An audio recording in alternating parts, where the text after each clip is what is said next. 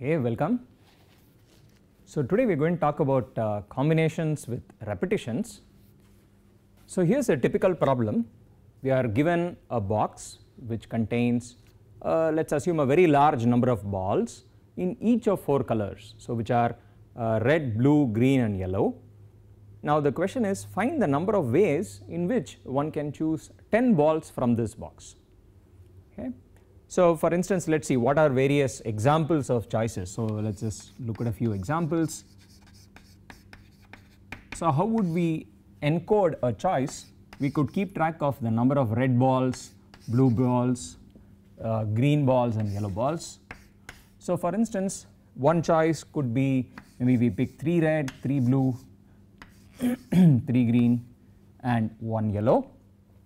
Maybe we choose 5 red. So here's one possibility. Here's another choice. You could pick 5 red, 1 blue, say 2 each of green and yellow, okay, and so on. So you could imagine various such choices of some number of red, some other number of blue, green and yellow, but of course the total number of balls that you pick has to be 10. That's of course the key constraint. So observe that this is different from the problem of combinations that we have looked at so far, because the typical problem of combinations says something like, you have got n distinct objects and from those n objects you want to choose r of them. So recall that the other combinations problem, the typical combinations problem that we have looked at so far, for which the number of choices is NCR, is the number of ways of choosing r objects from n distinct objects. So this is number of ways of choosing r out of n, keyword here being distinct, objects. Now combination with repetition just means that we don't really have distinct objects anymore. For instance, here what we have is, let's say we are given a very large number, let's say 100 each of red balls, blue balls, green balls and yellow balls, and from amongst these say 400 balls you need to pick 10 of them, but the thing here is the original objects are not distinct anymore. Many of them are alike. For instance, the 100 red balls are all alike, the 100 green balls are all alike and so on. So the key distinction really comes about in the assumption that the initial set of objects is distinct. So this is the usual combinations problem. Now what we are looking at is what you would call combinations with repetitions. So observe that this sort of encoding here, the number of red, blue, green and yellow balls. So let's say the most general encoding is, let's say there are X red balls, Y blue balls, Z green balls and let's say W yellow balls.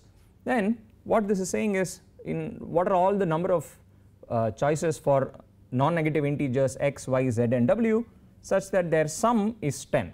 So observe here that it is not necessary to choose a ball of a given color. For example, another choice here could be, I could choose red, blue, green, yellow.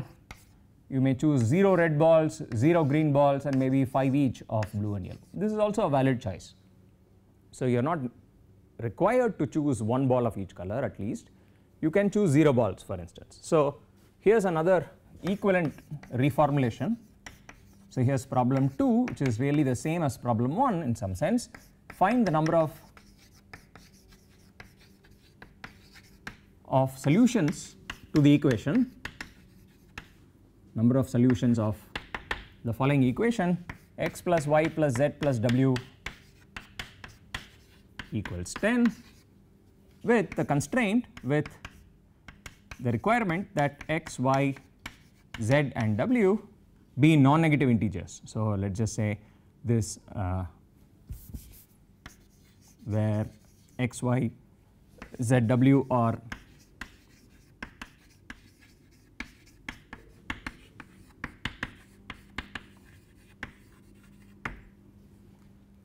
non-negative integers. Okay, so these two problems are really equivalent to each other. Okay, so now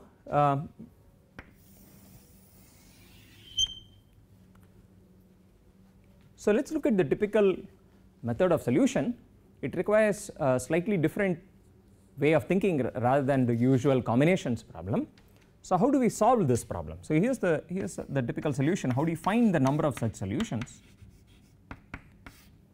to this equation? So let's encode it in the following way. So what we need is, so let's think about it in the formulation of problem 2.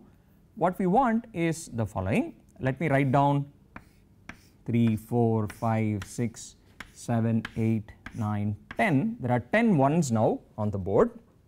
Okay. Now what we will do is the following. If you are given a solution x, y, z, w, for instance, suppose I have x equals, so let us take the solution that we already had. For instance, if you take x equals 5, y equals 1, z equals 2 and w equals 2. So 5, 1, 2, 2, we will think of it as follows. So x is 5. So let me see, there are 5 ones, this much is x, y was 1, so that is y, z is 2 and w is a 2. Okay, so we first mark these off in the list of ones, and then we do the following. We sort of draw dividers between them. So here is a divider that I have drawn in red which separates the x from the y. Now there's, once I move to z, I put another divider, and between z and w I have yet another divider. Okay. So what I have done is written a string of 10 ones with 3 dividers, in between.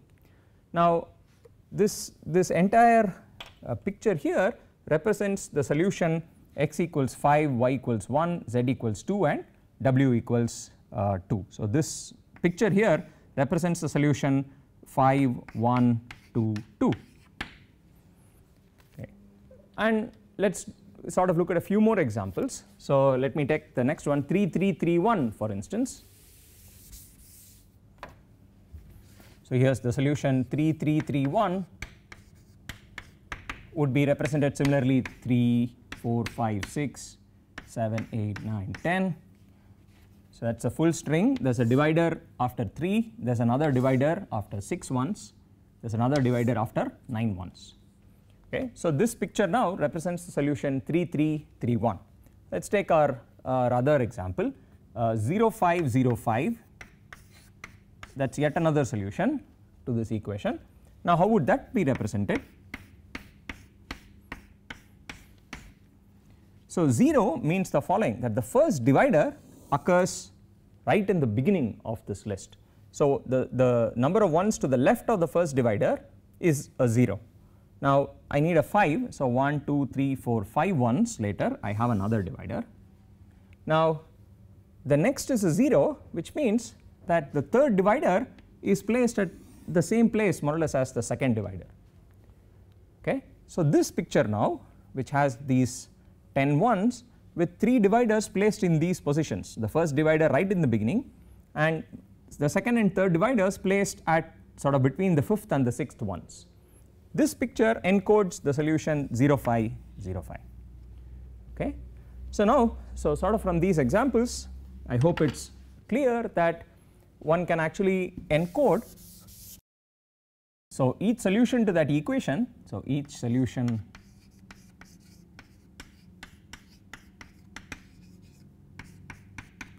x, y, z, w to the equation x plus y plus z plus w equals 10. Each such solution can be encoded. So what we are doing is we are coming up with an encoding. We want to think of the same thing in a different way, which will be easier to count. It is encoded by the following thing. It is encoded by a string, so a sequence of, well, it is a string of what? Well, of 13 symbols. Okay, so what are these 13 symbols? Well, 10 of these symbols are just ones, so 10 ones, let me write it as 10 ones, and there are 3 dividers, so 3 of these lines. Okay, so there are 3 dividers.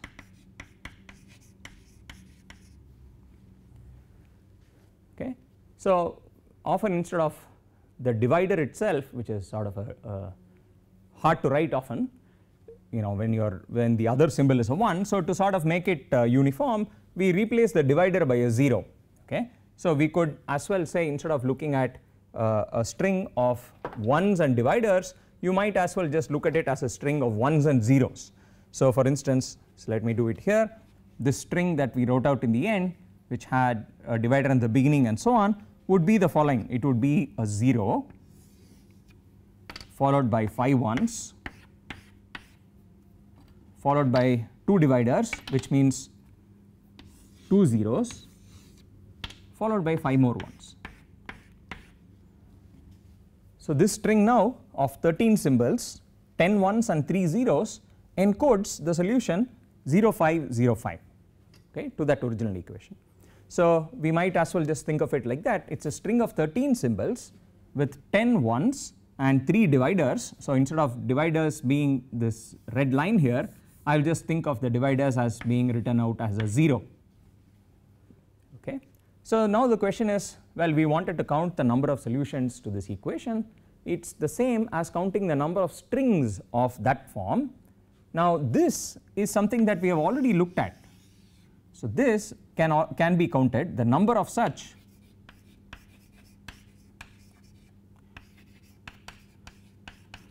strings. So recall when we, in one of the earlier lectures we talked about writing out strings of A's and B's. We said the number of strings of length n which contain r A's and n minus r B's is just n choose r, because you just have to find the positions where the A's occur. Now this is similar. We have a string of 13 symbols and you pretty much only need to choose the positions where the, let's say, either the 1s occur, the 10 1s occur, or the 3 zeros occur. So the number of such strings is nothing but 13 choose 3, for instance, or 13 choose 10, which are of course both the same.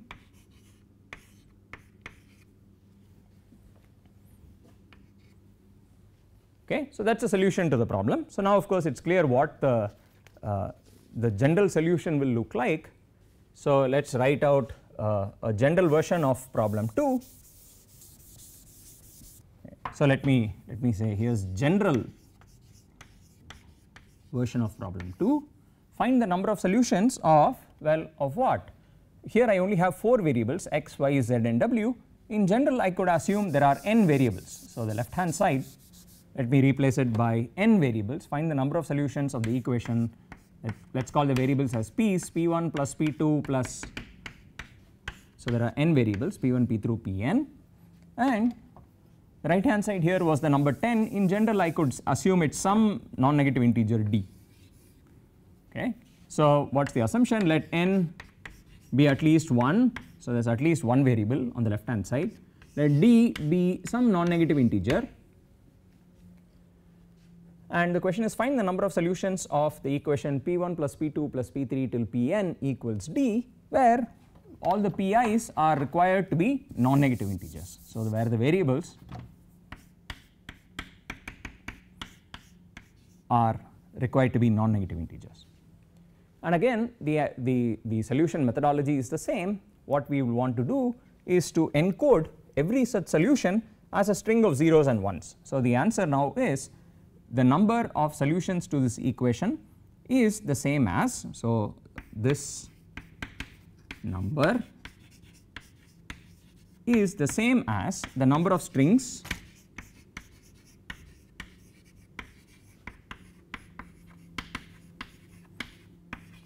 of, well, what's the total length of a string? So observe again, I need to have d ones, there should be a string of d ones, and the number of dividers should be n minus 1, because it's 1 less than the number of variables that you have, right? You only have, if you have n minus 1 dividers, it divides the string of ones into n parts. Those are the n values of the variables. So the number of strings of length, what's the total length? D is the number of ones and n minus 1 is the number of zeros. So total length is, which contain with d ones and n minus 1 zeros. So these are the dividers. Okay. So, this list of strings really counts the number of solutions to this equation, and of course we know now that this is nothing but d plus n minus 1 choose d, or if you wish d plus n minus 1 choose n minus 1. Okay. So, that completely solves the problem. So, of course the same thing can be phrased as, you know, in terms of balls. For instance, there are balls of n colors and you have a very large number of balls of each color, and this problem is just another way of saying in how many different ways can I pick d balls from such a box. Now let us sort of look at another problem, going back to something that we have talked about right in the beginning.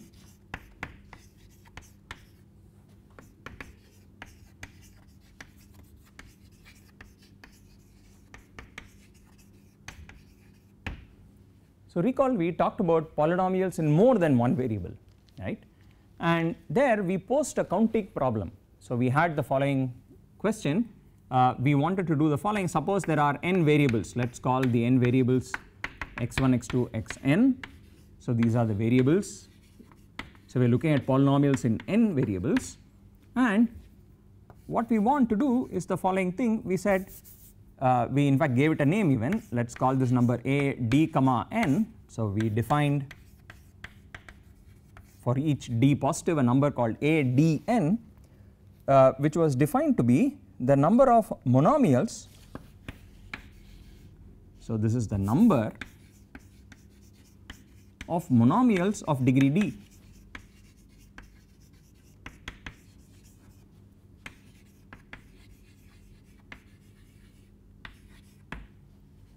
Okay, in these n variables, of course.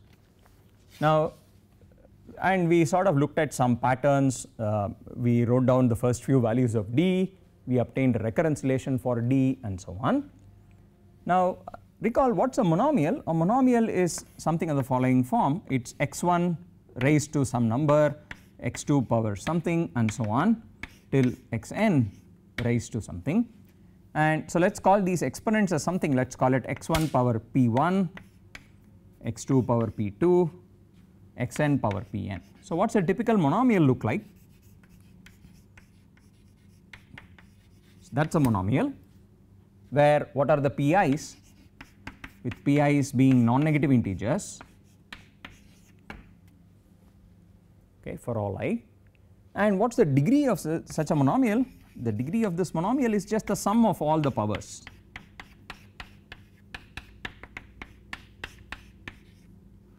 Right. So the problem that we looked at earlier of trying to count the number of monomials of degree d translates into the following: find the number of solutions to the equation p1 plus p2 plus p3 till pn equals d, where all the pi's have to be non-negative integers.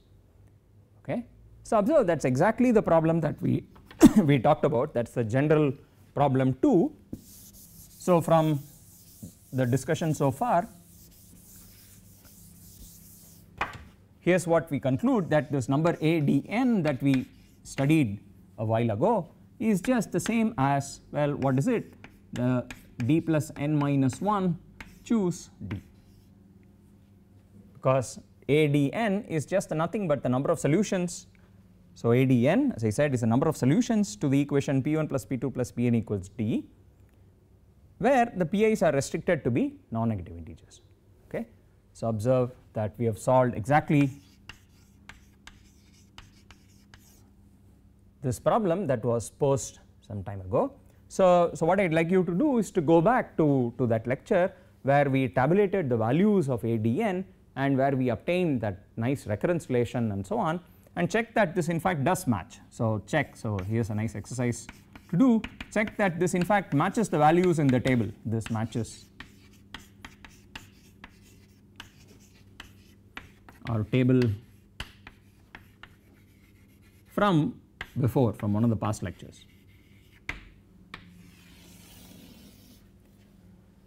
Okay. So a problem on counting monomials turns out to be just a problem of doing some combinations with repetitions being allowed. Okay. So next time we will talk about something more on permutations.